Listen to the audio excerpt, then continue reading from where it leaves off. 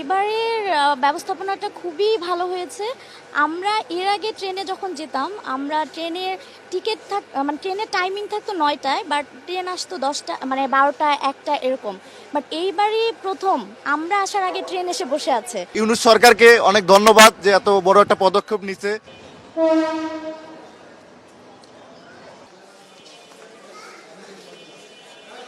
মানে আলহামদুলিল্লাহ অনেক ভালো লাগছে। আর টিকিট ক্রাইসিসটা একটু ছিল, কারণ ওটা তো থাকবেই, কারণ অনেক মানুষ তো ট্রেনে যাওয়ার জন্য টিকিটের জন্য ট্রাই করে। তো টিকিট পেয়েছি। আর আলহামদুলিল্লাহ এবার এক্সপিরিয়েন্সটা একদমই খুবই ভালো, কারণ মানুষ ভিড় নাই। আমরা এরকম হয়েছে এর আগে একবার ট্রেনে যাওয়ার জন্য আমরা জানালার সামনে দাঁড়িয়ে আছি, বাট ট্রেন চলে যাচ্ছে, আমরা ট্রেনেই উঠতে পারিনি। তো এবার এই যে বসে আছি, এখনো ট্রেন ছাড়েনি, আলহামদুলিল্লাহ অনেক ভালো লাগছে। এবার এক্সপিরিয়েন্স অনেক বেটার। ভাই আমি প্রথমবার হচ্ছে ট্রেনে আজকে মানে যাতায়াত করব। আমার বন্ধুরা ট্রেনে গেছে, আমি সব সময় বাসে যাইতাম, তো তারা ফিডব্যাক দিছে ট্রেন এখন সার্ভিস অনেক ভালো। গত ২০ বছরও নাকি তারা ট্রেনে যাতায়াত করে এত সুন্দর সার্ভিস পায়নি। এই প্রথমবার তারা মানে ট্রেন আসার মানে ওরা আসার আগে ট্রেন এসে স্টেশনে বসে থাকে। সো ইউনূস সরকারকে অনেক ধন্যবাদ যে এত বড় একটা পদক্ষেপ নিচ্ছে।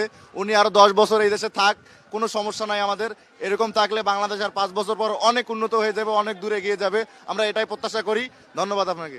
এই বছর ইনশাল্লাহ গত করেছে অন্য বছরের ইয়ার থেকে একটু শৃঙ্খলা ডিসিপ্লিন বোঝা যাচ্ছে, দেখা যাচ্ছে। আমরা মূলত এগুলো সব দিক দিয়ে সুযোগ সুন্দর হয়েছে।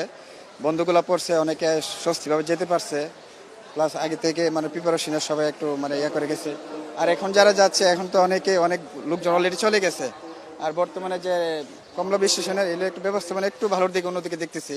যেমন টিকিট কাউন্টার বাইরে থেকে সব আগেরগুলো শেষ হয়ে গেছে, এখন বাইরে থেকে সুন্দরভাবে ডিসিপ্লিন করে টিকিটগুলোর সঙ্গে নিতেছে, চেক করতেছে, একটু ভালো, অনেক আগের চেয়ে একটু অনেকটা উন্নত মান বোঝা যাচ্ছে। সেটা যে সব মিলে স্বস্তি থাকবে ইনশাল্লাহ। অন্যবারের তুলনায় এবারও অনেকটা দুর্নীতি কম হচ্ছে আমার মতে। তারপরেও কিছুটা হচ্ছে না যে একেবারেই তা নয়।